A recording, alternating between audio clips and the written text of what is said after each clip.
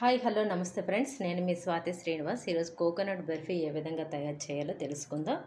ముందుగా వీటికి కావాల్సిన పదార్థాలు: పంచదార, కొబ్బరి తురుము, ఇలాచీ పౌడర్, కొద్దిగా వాటర్, పాలు, ఒక స్పూన్ నెయ్యి అయితే సరిపడుతుంది. ముందుగా ఒక స్పూన్ నెయ్యి తీసుకుందాం.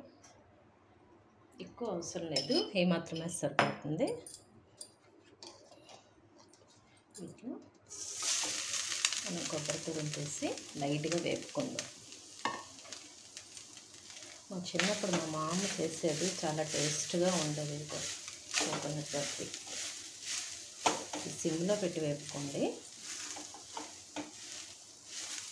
లైట్గా వేపితే చాలు. ఈ విధంగా కొబ్బరి తురుము వేగితే చాలు. ఇందులో షుగర్ వేసుకుందాం.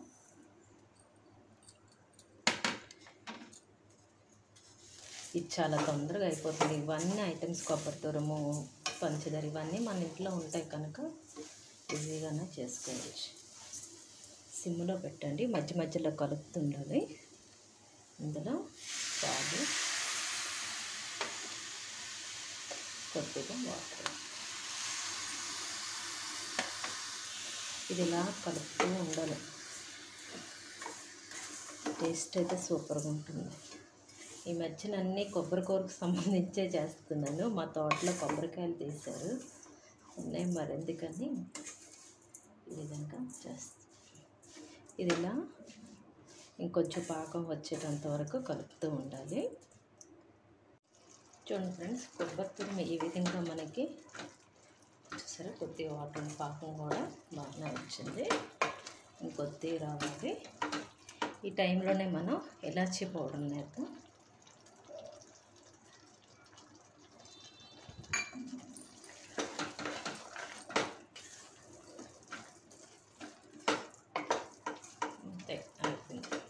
వీటిలో జీడిపప్పు, బాదం పప్పు ఏమీ అవసరం లేదు. సింపుల్గా ఈ విధంగా చేసుకుంటే సరిపడుతుంది.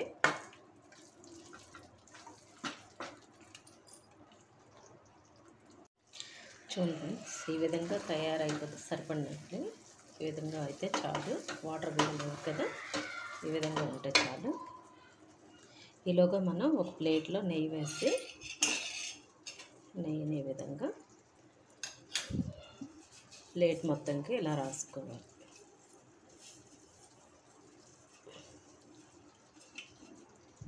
ఈ విధంగా రాసేది. గ్యాస్ ఆపేసి ఈ మిశ్రమం అంతటిని ఈ ప్లేట్లో ఈ విధంగా సర్దుతాం.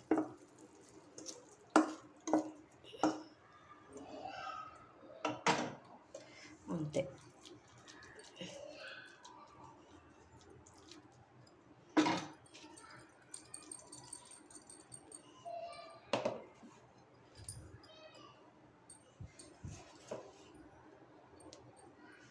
ప్లేట్లో ఈ విధంగా అంతటిని